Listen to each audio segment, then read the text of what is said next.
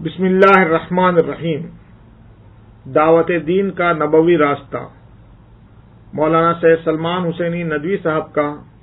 مورخہ 2 جنوری 2010 مولانا Syed Abul Hasan Ali Nadwi academy بھٹکل میں ہوا خطاب بھٹکلیز.com اور urduaudio.com میں پیش خدمت ہے۔ سماعت فرمائیں۔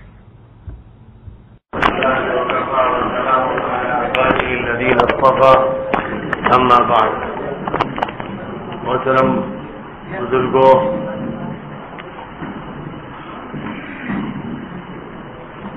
حضرت مولانا سید ابوالحسن علی ندوی رحمۃ اللہ علیہ سے منسوب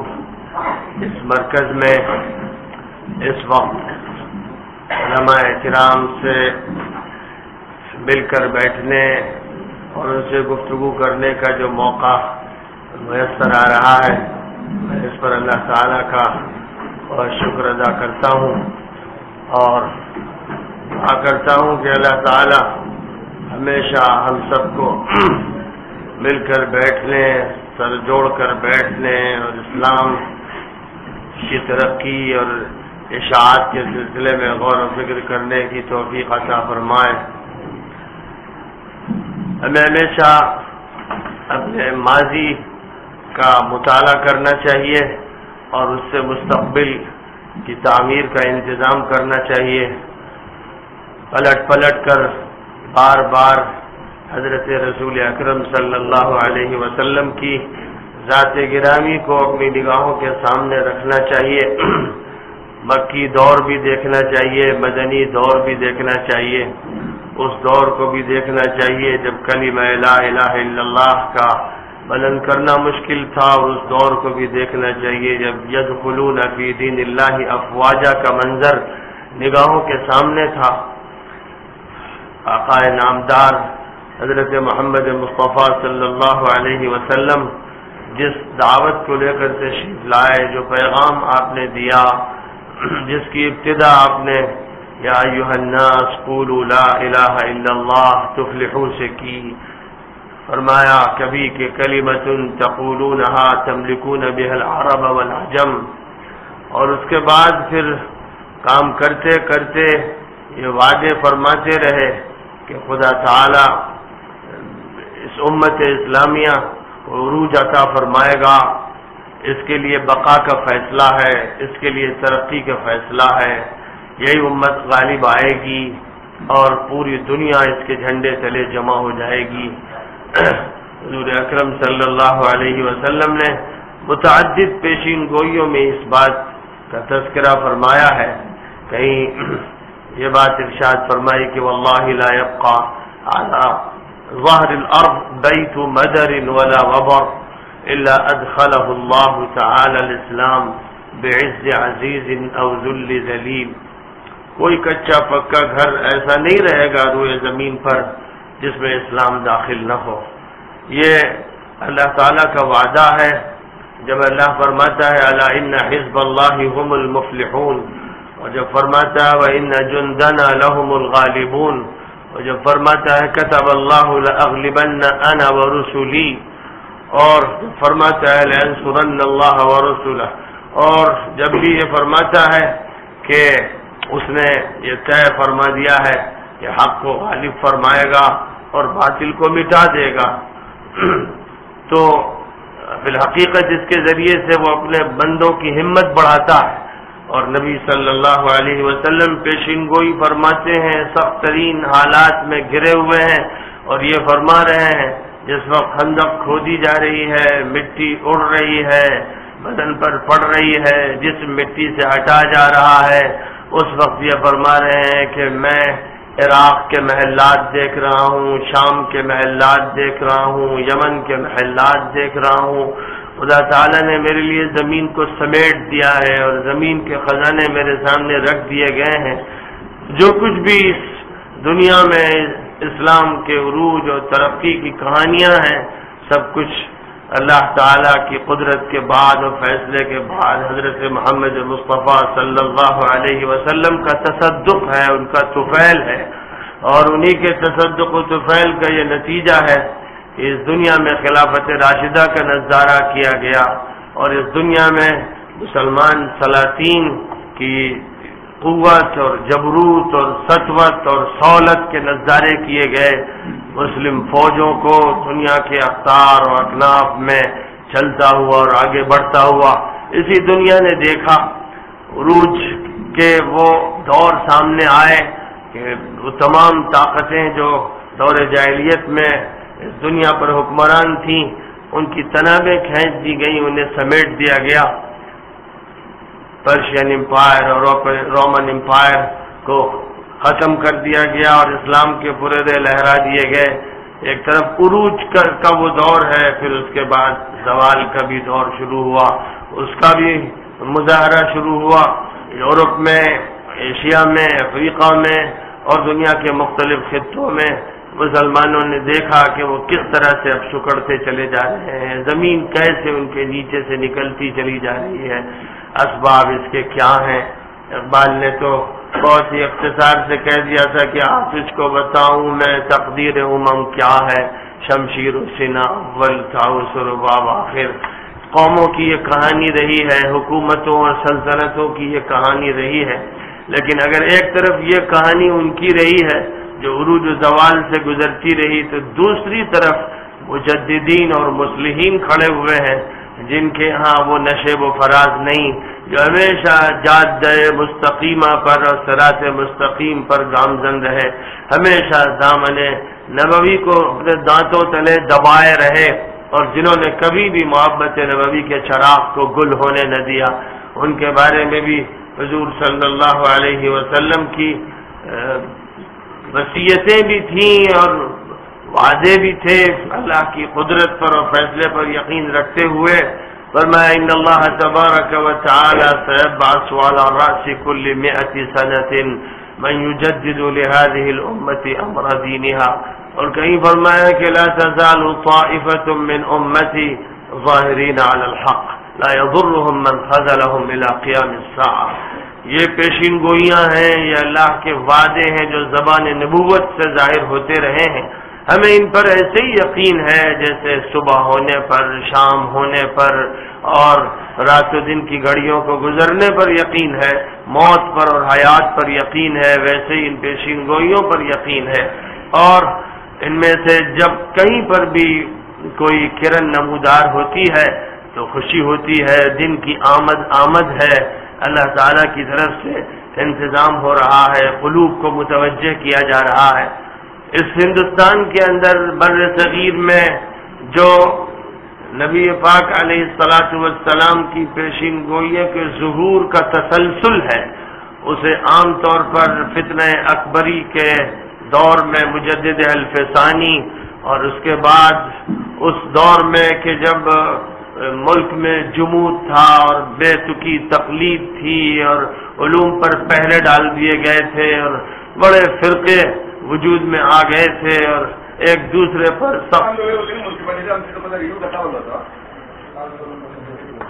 اور صحیح راہ پر قائم تھے اور ہیں، جڑے ہوئے ہیں،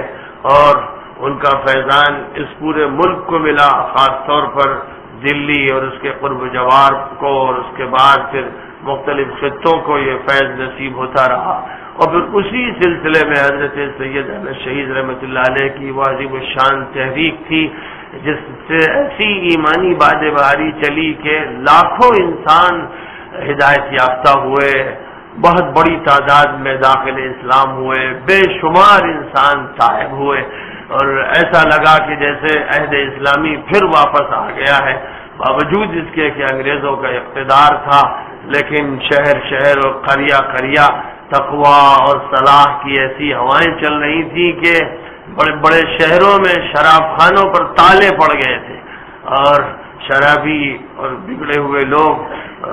آ کر خدمت میں طائب ہو رہے تھے اور صلاح سے اور فلاح سے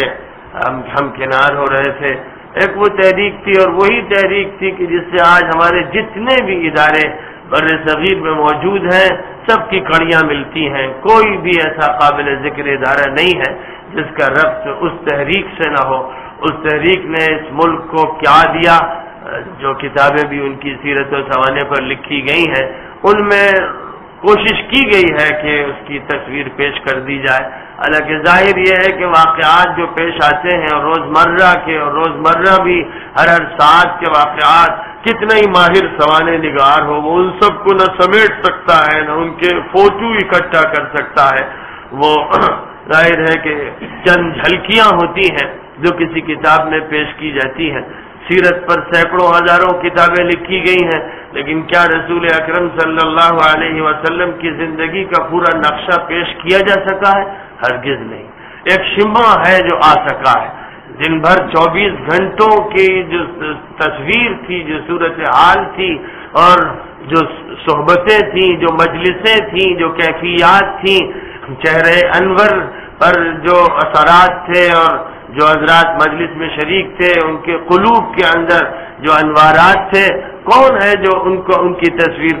کھینچ سکتا ہے اور کون ہے جو انہیں پیش کر سکتا ہے؟ تو جب یہ حضور اکرم صلی اللہ علیہ وسلم کی ذات گرامی کا معاملہ ہے تو جہاں تک تعلق اس ذات کا ہے تو اس کا احاطہ تو بہت وسیع ہے، لیکن مابعد میں مجددین و مصلحین کا جو سلسلہ چلتا رہا ہے ان کا بھی صحیح تذکرہ ہم نہیں کر سکتے. ہمیں یہ چاہیے کہ ہم اسی سلسلے سے جڑتے رہیں، اپنا ربط اس سے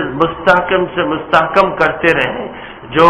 وہ شخصیات ہیں جن کے بارے میں امت کے علماء کا اتفاق ہے اور جن کا منہج سلیم اور مستقیم ہے، جو صحیح فکر کے ساتھ داعی رہے اور صحیح فکر پر دنیا سے رخصت ہو گئے، ہمیں چاہیے کہ ہم بس اسی فکر پر مضبوطی سے قائم رہیں، اس کی دعوت دیتے رہیں، اس کو پھیلاتے رہیں اور اس یقین کے ساتھ یہ کام کرتے رہیں کہ انشاءاللہ اس کے بہت ہی مبارک اور بہترین آثار ظاہر ہوتے چلے جائیں گے.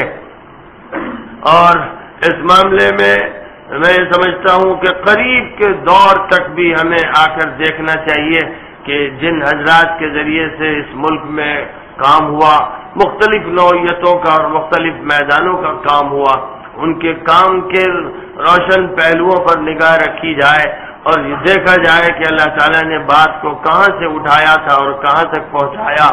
اور کس کس میدان میں فتوحات کن کن لوگوں کو اللہ تعالیٰ نے عطا فرمائی، ان کے پیچھے کیا اسباب و محرکات تھے، ان کا مخلصانہ جائزہ لیا جائے اور ان کے جو اچھے پہلو ہوں ان کو اختیار کیا جائے.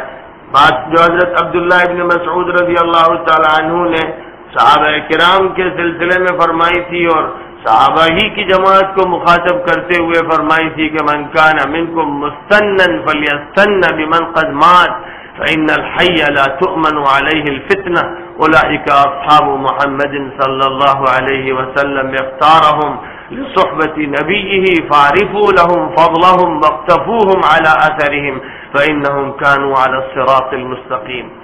قریب کے دور میں بھی جو شخصیات گزری ہیں فکر ولی اللہ سے تعلق رکھنے والی، حضرت سید احمد شہید رحمۃ اللہ علیہ سے تعلق رکھنے والی، ہماری نگاہوں کے سامنے ان کے نام ہیں، ان کے کام ہیں. حضرت شیخ الہند ہوں، حضرت مولانا قاسم نانوتوی ہوں، مولانا محمد علی مونگیری ہوں، مولانا مظہر علی نانوتوی ہوں اور مولانا محمد الیاس صاحب کاندلوی ہوں اور حضرت مولانا اشرف علی تھانوی ہوں، حضرت مولانا حسین احمد مدنی ہوں، حضرت علامہ سید سلیمان ندوی ہوں اور آخری دور میں ان تمام پھولوں کا مجموعہ اور گلدستہ حضرت مولانا سید ابو الحسن علی ندوی رحمۃ اللہ علیہ. یہ وہ شخصیات ہیں جو اسی راستے پر قائم رہیں اور اس راستے پر استقامت کے ساتھ زندگی گزارتے ہوئے اس دنیا سے رخصت ہو گئیں. ہمارے سامنے ان کے کام ہیں، ہمارے سامنے ان کی کوششیں اور قربانیاں ہیں. ہمیں چاہیے کہ بس ان کے ہی اس راستے پر ہم بھی قدم آگے بڑھاتے رہیں اور اپنے درمیان رابطے کو مضبوط سے مضبوط بناتے چلے جائیں. کام کے جو میدان ہیں وہ بہت ہیں اور بہت متنوع ہیں اور جن شخصیات کا میں نے تذکرہ کیا ہے خود ان شخصیات کے ناموں کے ساتھ جو تاریخ جڑی ہوئی ہے اس تاریخ کو اپنے سامنے لائیے تو کام سیاست کے میدان کے بھی ہیں، علم و تحقیق کے میدان کے بھی ہیں، ادب اور فن کے میدان کے بھی ہیں، تبلیغ و دعوت کے میدان کے بھی ہیں. مختلف میدان ہیں جن کو سر کیا گیا اور اس طرح کیا گیا کہ آج حیرت انگیز اس کے نتائج ہمارے سامنے ہیں کہ دلی کی نظام الدین سے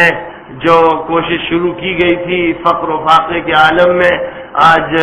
تھوڑے سے عرصے میں اس نے جو اثرات امریکہ سے لے کر آسٹریلیا تک قائم کیے ہیں، کوئی ملک یورپ کا، افریقہ کا، ایشیا کا، کوئی ملک کسی بھی بر اعظم کا ایسا باقی نہیں رہا جہاں ان کوششوں کے نتیجے میں ہزاروں نہیں لاکھوں انسانوں نے فائدہ نہ اٹھایا ہو۔ اتنی زبردست تبدیلی، اتنی محنت سے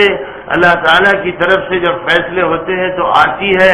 عقل انسانی حیرت میں پڑ جاتی ہے۔ اس سے معلوم ہوا کہ جب بھی مخلصانہ طریقے پر اور صحیح رخ پر کام کیا جائے گا تو بہت عظیم نتائج اس کے سامنے آئیں گے۔ جو معاملہ خدا تعالیٰ کا ہے کہ تم میری طرف 1 قدم بڑھو گے میں 2 قدم بڑھوں گا، تم دھیرے دھیرے آؤ گے میں لپک کے لے لوں گا، یہ معاملہ کسی ایک فرد کے ساتھ نہیں ہے، جماعتوں کے ساتھ بھی، تحریکات کے ساتھ بھی، اداروں کے ساتھ بھی اگر خلوص کے ساتھ ادارے طے کریں کہ خدا تعالیٰ کے اس راستے پر آگے بڑھنا ہے اور خدا کا نام بلند کرنا ہے اور خدا سے محبت کرنا ہے اور اس کے لیے بندوں کو بلانا ہے، تو پھر اللہ کی نصرت ایسی نظر آئے گی کہ انسان کو خود اپنی صورتحال پر حیرت ہوگی اور اللہ کی قدرت پر یقین بڑھتا چلا جائے گا، نصرت پر یقین بڑھتا چلا جائے گا۔ اس لیے چاہیے ہم میں سے ہر شخص کو کہ اس میدان کا تجربہ کرے۔ اللہ تعالیٰ کی رحمت تو پکار کے بلا رہی ہے، کاش کے لوگ آگے بڑھیں اور اس جماعت میں شامل ہو جائیں جس جماعت پر خدا تعالیٰ کی نظر کرم ہے۔ وہ جماعت کسی خاص نام سے موسوم نہیں ہے بلکہ قرآن پاک میں اس کی صفات کا بیان فرمایا گیا ہے، ان صفات کو اپنے اندر پیدا کرنے کی کوشش کر لی جائے اور اس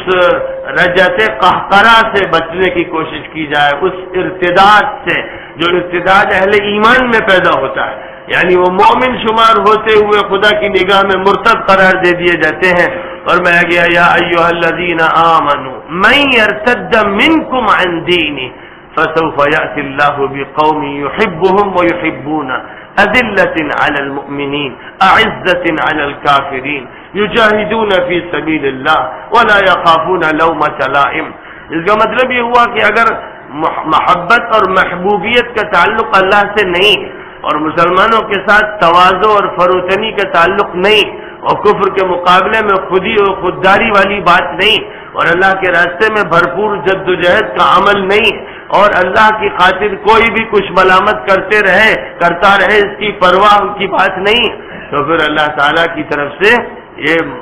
وعدہ ہے کہ جو اس سے ہٹے گا اسے تو پھینک دیا جائے گا اور جو ان صفات کے ساتھ سامنے آئے گا خدا تعالیٰ اسے قبول فرمائے گا اور خوب نوازے گا۔ لہذا ہم اپنی قسمت خود بنانا چاہتے ہیں تو ہمیں چاہیے کہ اپنے اپنے گھروندوں کے چکروں میں زیادہ نہ رہیں اور اپنی چھوٹی چھوٹی معمولی تجویزوں کو اصل نہ سمجھیں بلکہ بس یہ سمجھیں کہ قرآن کیا کہتا ہے، وہ کس طرف لے جانا چاہتا ہے۔ ظاہر ہے کہ اللہ کے لیے پوری انسانیت ایک کنبے کی طرح ہے، اللہ کو ہر انسان عزیز ہے، ہر فرد عزیز ہے اور خدا تعالیٰ کو سب سے زیادہ یہ عزیز ہے کہ ان انسانوں کے درمیان دعوت ربانی کا کام کیا جائے، تمام انسانوں کو بلایا جائے اور کہا جائے فَفِرُّوا إِلَى اللَّهِ إِنِّي لَكُمْ مِنْهُ نَذِيرٌ مُبِينٌ وَلَا تَجْعَلُوا مَعَ اللَّهِ إِلَٰهًا آخَرَ إِنِّي لَكُمْ مِنْهُ نَذِيرٌ مُبِينٌ۔ اور وَمَنْ أَحْسَنُ قَوْلًا مِّمَّنْ دَعَا إِلَى اللَّهِ وَعَمِلَ صَالِحًا وَقَالَ إِنَّنِي مِنَ الْمُسْلِمِينَ۔ انبیاء کرام کے طرز پر بھی یہ دعوت دی جائے اور ان کے طرز سے مشابہت رکھنے والے ہر طرز کو اختیار کیا جائے اور وقت کے تقاضوں سے جو کام بھی ممکن ہو سکے اس کو اپنایا جائے اور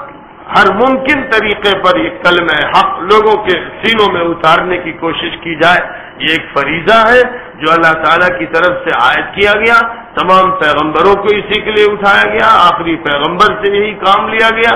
آج ہم اپنے گھر پر اگر بیٹھ کر جیسے ابھی مولانا الیاس صاحب نے کہا کہ ڈسٹینس ایجوکیشن، فاصلاتی تعلیم، یعنی جس میں ہمارے جسم کو وہ قربانی نہیں دینی پڑتی، وہ محنت نہیں کرنی پڑتی، اس کے باوجود ہم اپنی بات لوگوں تک پہنچا سکتے ہیں، پرنٹ میڈیا کے ذریعے، الیکٹرانک میڈیا کے ذریعے، پرچوں کے ذریعے، تعلیم کے سوالات کے ذریعے، کوئز کمپٹیشن کے ذریعے،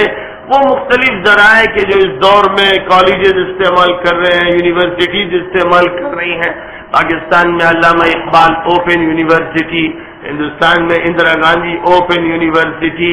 اور حیدرآباد میں مسلمانوں کے خاص ماحول کا لحاظ رکھتے ہوئے اردو، مولانا آزاد اردو یونیورسٹی، دنیا میں اس وقت وہ یونیورسٹیز کے جو اوپن ہیں، یعنی جن میں باقاعدہ داخلہ لے کر وہاں رہنے اور درجے کی حاضری کی ضرورت نہیں ہوتی ہے، آپ دنیا میں کہیں بھی ہوں آپ وہاں داخلہ لے سکتے ہیں اور گھر بیٹھے کتابیں پڑھ سکتے ہیں۔ دلی کے ذریعے سے، مرکز کے ذریعے سے نیشنل اسکول کا بھی اوپن سسٹم کئی سالوں پہلے شروع کیا گیا، اس بنیاد پر کہ ایجوکیشن فار آل کا جو نعرہ دیا گیا کہ سب تک تعلیم پہنچائی جائے، لہذا حکومتوں کی طرف سے یہ انتظامات ہیں، پرائیویٹ سیکٹر میں بھی لوگ اپنے اپنے طور پر کے تجربے کر رہے ہیں، سب سے بڑے تجربات کرسچنس کر رہے ہیں اور اس کے بعد پھر ہندوز بھی کر رہے ہیں۔ دنیا کی بہت سی قومیں ہیں جنہوں نے اس طرح کے تجربات کر رکھے اور لاکھوں انسانوں تک وہ اپنی معلومات پہنچاتے ہیں، ریڈیو کے ذریعے، ٹی وی کے ذریعے، اور اب الیکٹرانک میڈیا کے جو اور وسائل ہیں ان کو اختیار کرتے ہوئے، اس لیے بیک وقت ایک ہی دن میں ان کے ساتھ رابطہ لاکھوں انسانوں کا زندہ رابطہ رہتا ہے۔ لائیو ٹیلی کاسٹ نے بھی بات کو کتنا زیادہ عام کر دیا ہے۔ ہم تو اب اس نہج پر سوچنے کی طرف ابھی منتقل ہوئے ہیں، اب فکر کر رہے ہیں کہ ہمارے یہاں بھی ایسے ادارے ہونے چاہیے جو ادارے دوسروں کے یہاں پرانے ہو گئے، لیکن بہرحال دیر آیت درست آیت، اب ہم کو یہ کام کرنے چاہیے، وہ سارے کام جن کے ذریعے سے ہم اسلام کی دعوت کو زیادہ سے زیادہ منتقل کر سکیں۔ اگرچہ سب سے اعلیٰ طریقہ تو وہ انبیائی طریقہ ہے، جس طریقے کو اختیار کر کے در در جانا پڑتا ہے، گھر گھر پہنچنا پڑتا ہے، صحرا میں چلنا پڑتا ہے، بھوکا پیاسا رہنا پڑتا ہے اور دورے کر کر کے لوگوں کے دلوں میں اترنا پڑتا ہے، ان کے ساتھ اٹھنا بیٹھنا، کھانا پینا، مشقتوں کو اٹھانا، یہ تو اصل طریقہ کار ہے۔ اور افسوس یہ ہے کہ عیسائی اس میں بھی ہم سے بہت آگے ہیں کہ افریقہ کے جنگلات میں ان کالے لوگوں کے ساتھ جن کے ساتھ تھوڑی دیر بیٹھنا بھی ہمارے لیے مشکل ہوگا، ان کے جسم سے بدبو آ رہی ہے، ان کے کھانے کے لیے یہ گیلا آٹا ہے جس میں تھوڑا سا آٹا ملا کر گولیاں بنا کر آگ پر ایسے ہی ذرا سا رکھ کے اسی کے نوالے کھا لیتے ہیں، کبھی نوبت آئی تو ذرا دال کے پانی سے ملا لیتے ہیں۔ ان کے درمیان بیٹھنا اور ان سے اس طرح ملنا جیسے پیارے دوست سے کوئی شخص مل رہا ہے گرم جوشی کے ساتھ، اور پھر ان کے سامنے اپنے عقائد اس طرح رکھنا کہ مرسی آف گاڈ ہیں، لارڈ عیسیٰ جیسس دی کرائسٹ، اور ان کی مشکلات کو حل کرنے کی کوشش کرنا،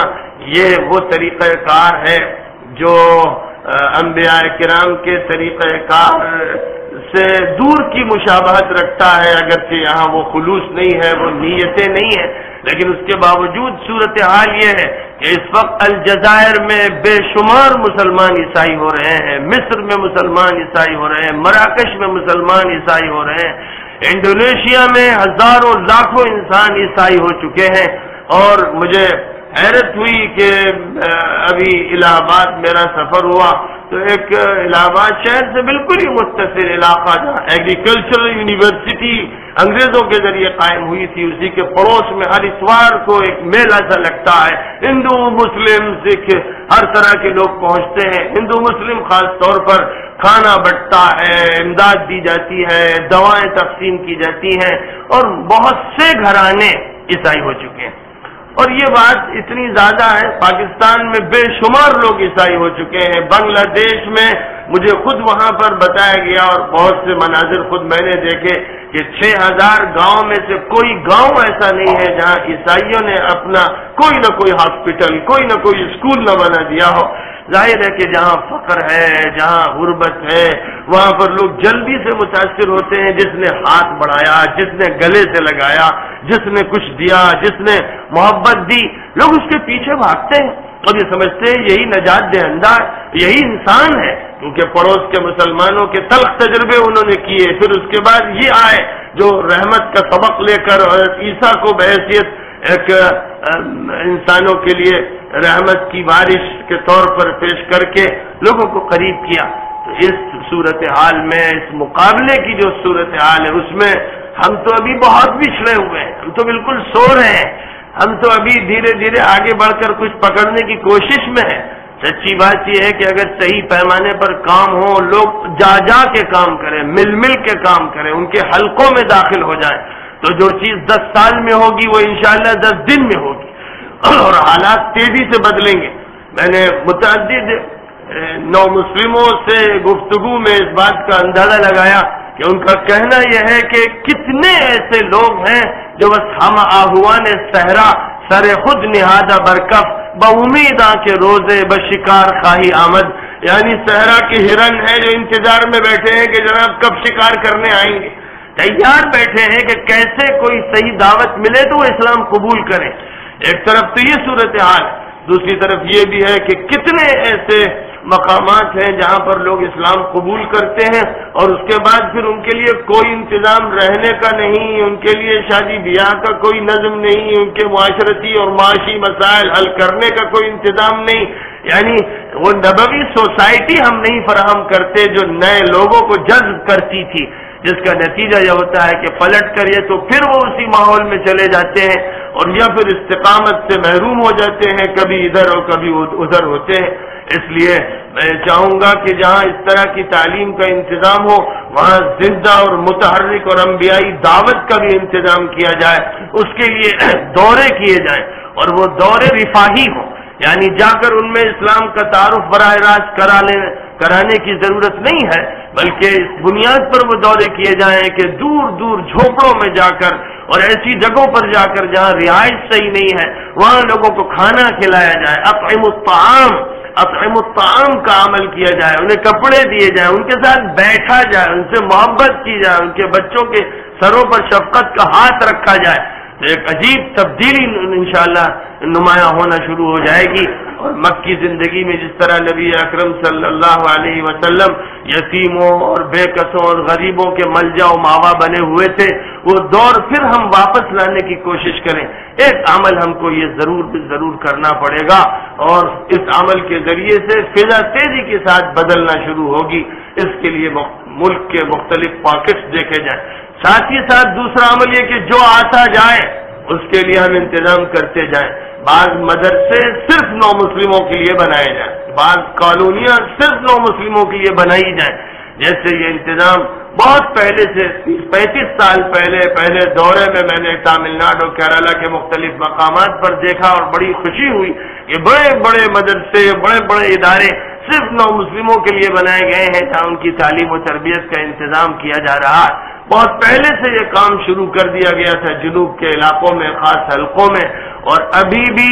جنوب اور شمال میں ہمارے حلقوں میں ابھی دارالاقامہ اور ہاسٹل اور مدارس اور تربیت گاہوں کا نو مسلموں کے لیے نظم نہیں ہوا ہے، اور یاد رکھیے جب تک یہ نہیں ہوگا تو ہمیشہ اسلام خطرے میں رہے گا، یعنی لوگ آئیں گے بھی تو یہ ڈر ہے کہ کب چلے جائیں گے، وقتی طور پر متاثر ہوں گے اور وقتی طور پر اپنے اسلام کو پسند کرنے کا اظہار کریں گے، لیکن جماؤ نہیں ہوگا، اور ایک نو مسلم سے جو عظیم فائدہ اٹھایا جا سکتا ہے کہ اس کے ذریعے پھر سینکڑوں افراد حلقہ اسلام میں داخل کیے جا سکتے ہیں،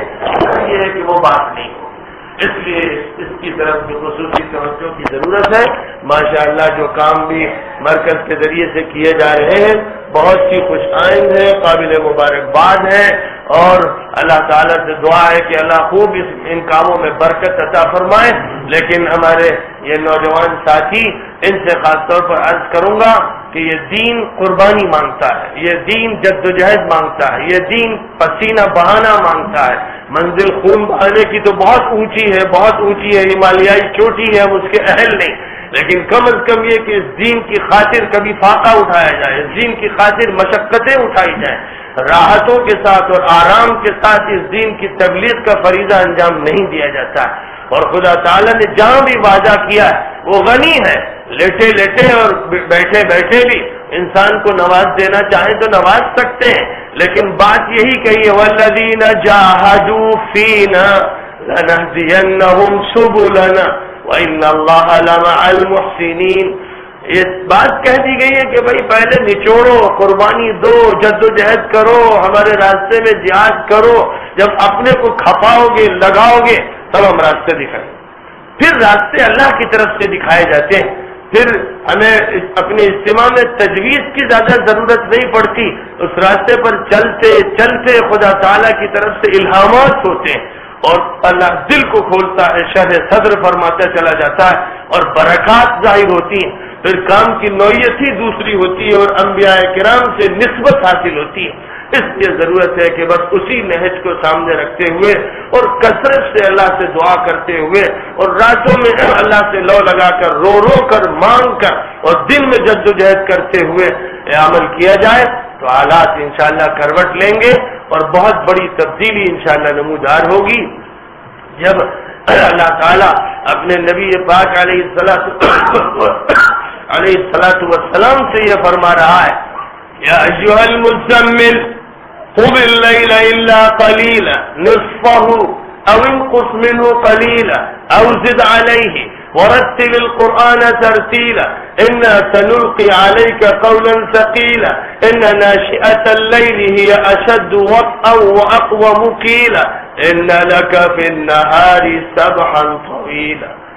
دن میں کام کرنا ہے, ہدایت کا کام کرنا ہے, لوگوں میں جانا ہے, اصلاح کرنا ہے. اس لیے رات کا پروگرام یہ ہے کہ پوری رات میرے سامنے کھڑے رہو, تھوڑا حصہ سو, آدھی رات کھڑے رہو, 2/3 رات کھڑے رہو, میرے سامنے کھڑے رہو, پیروں پر بھر مانے دو, مجھ سے لو لگاؤ, مجھ سے بھیک مانگو, قرآن پڑھو اور دعا کرو. میرے ساتھ جب یہ معاملہ کرو گے تو ان لک فی النہار سبحا طویلا, دن کی جو جد و جہد ہے ان میں کامیابیاں قدم چومنا شروع کر دیں گے. یہی نہج ہے. کملی والے سے کہا گیا کہ کملی اوڑے پڑے نہ رہو, یا ایھا المدثر قم فانذر وربک فکبر وثیابک فطہر والرجز فاہجر ولا تمنن تستکثر ولربک فاصبر. جہاں یہ کہا گیا کھڑے ہو, اللہ کا نام لو, خدا کی کبریائی بیان کرو, لوگوں کو ڈرا دو غلط انجام سے, وہیں یہ بھی کہہ دیا گیا کہ احسان مت جتلانا اور جو کچھ کام کرو اسے زیادہ مت سمجھنا. اپنے کام کو کبھی زیادہ مت سمجھنا, کرتے رہو, قربانی دیتے رہو اور اس کے بعد تم دیکھنا کہ ہم تمہارے ساتھ کیا کرتے ہیں. یہ ہے وہ منہج جو اولیاء کرام کا, علماء اعظام کا, جو مجددین کا, مبلغین کا, مصلحین کا منہج رہا ہے کہ راتیں اللہ کے ساتھ گزارتے رہے, دن میں بھی 5 وقتہ نماز پڑھتے رہے, سنت و نوافل کا اہتمام کرتے رہے, رات و دن اللہ کے ذکر میں اس طرح سے کھوئے رہے کہ اپنے کو اور کائنات کو فنا سمجھتے رہے کہ بقا ہے تو صرف اللہ کو ہے. کل من علیہا فان ویبقى وجہ ربک ذو الجلال والاکرام. اور وہ اولو الالباب الذین یذکرون اللہ قیاما وقعودا وعلی جنوبہم ویتفکرون فی خلق السماوات والارض ربنا ما خلقت هذا باطلا سبحانک فقنا عذاب النار. یہ ہے بڑا محبوب راستہ, بڑا حسین راستہ, انبیاء کرام سے جوڑنے والا راستہ. اس پر چلیے, کام کرتے رہیے, خدمت کرتے رہیے, کلی بنے رہیے, مزدور بنے رہیے اور اس کے بعد سب کچھ کر کے یہ کہیے کہ کچھ نہیں کیا. یعنی ہمیشہ اللہ کے سامنے اسی کا اعتراف کیجئے کہ مجھ سے تو کچھ بن نہیں آتا, تو قبول فرما لے تو بہت بڑی بات, اور رد کر دے تو ہم تو اسی کا مستحق ہیں. كانوا قليلا من الليل ما يهجعون وبالاسحار هم يستغفرون. رات بھر عبادت کرنے کے بعد ادنا احساس نہیں کہ بہت نماز پڑھ لی, بلکہ اللہ معاف کر دے کچھ نہیں ہو سکا, اللہ معاف کر دے کچھ نہیں ہو سکا. یہی بات ہے جو اللہ کو پسند ہے. بس اسی طرح سے کام کیے جائیں اور کاموں میں ساری توجہ حضور پاک علیہ الصلوۃ والسلام کی ذات و صفات سے استفادے پر مرکوز کی جائے, اور اسی طرح ان لوگوں کی سمانے سے اور زندگی سے اور کام سے اور مشن سے فائدہ اٹھایا جائے جنہوں نے بڑی قربانیاں دی اور اپنے کو مٹایا اور مٹانا ہی سیکھا کہ میں تو کچھ بھی نہیں ہوں, یہی ان کا سبق تھا اور اسی کو پڑھایا. جب اس طرح سے کام ہوں گے تو برکتیں ظاہر ہوں گی, اور اگر اس منہج میں کہیں کوئی کوتاہی پیدا ہوگی یا انحراف ہوگا اور مظاہر سے اور دنیا کی نمائش سے متاثر ہوں گے اور دل میں مادیت کے اثرات پیدا ہوتے چلے جائیں گے تو پھر برکت اٹھ جائے گی. بہت سی مظاہر ہوں گے جو نظر آئیں گے لیکن ان مظاہر کے اندر برکت کا وہ پہلو نہیں ہوگا اور نبی پاک علیہ الصلوۃ والسلام سے سچا تعلق نہیں ہوگا. بس کسی کی فکر کرنے کی ضرورت